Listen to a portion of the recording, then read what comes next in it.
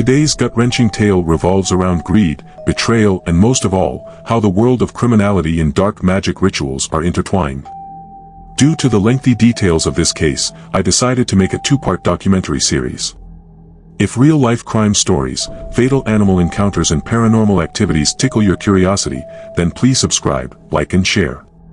On the 4th of February 2017, the Zimbabwean Republic Police responded to a middle-aged woman who was visibly in distress.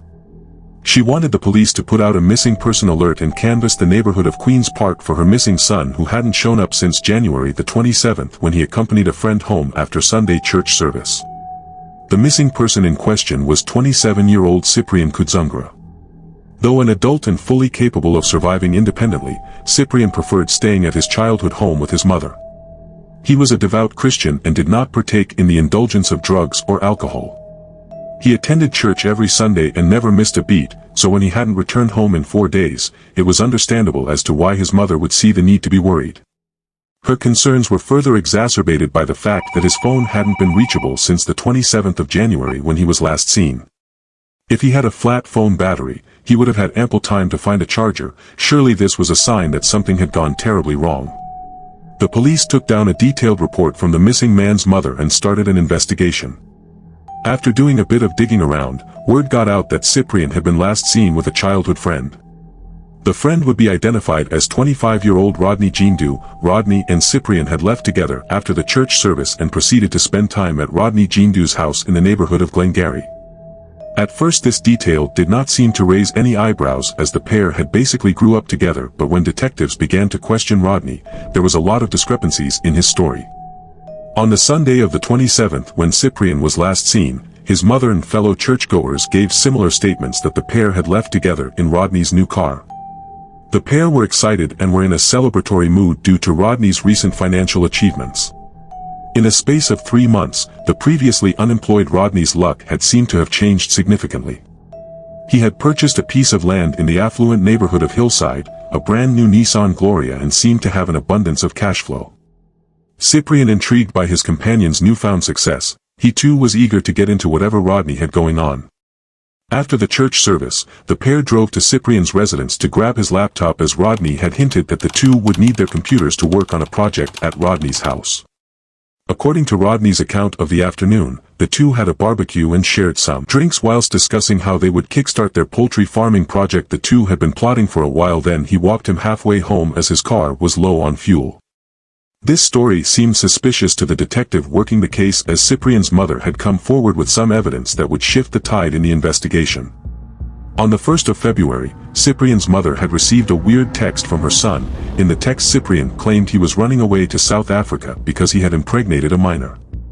He assured his mother not to worry about him, then cut off all contact. For some reason, his mother could not wrap her head around this story and was convinced it wasn't her son texting. The detectives dug deep and pulled up all records and the last cell tower his phone had pinged from. This was when the mystery began to unravel. The phone records indicated that the text had been sent from Rodney's residence, which was odd because it did not align with Rodney's account of walking him home 2 days prior. This prompted police to take a second look at Rodney's testimony, and they brought him in for further questioning. The detective working his case pushed and pushed until Rodney finally broke.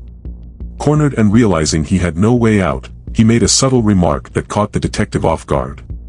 He offered the detective $3,000 and the keys to his car if he could call off the investigation and ensure the police docket could disappear for good.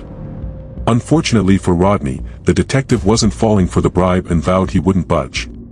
Rodney made a confession that would haunt the citizens of Zimbabwe for years to come. He agreed to take the detective to the site he had buried Cyprian's remains. Remember the plot of land he had purchased in Hillside? This would serve as a makeshift graveyard.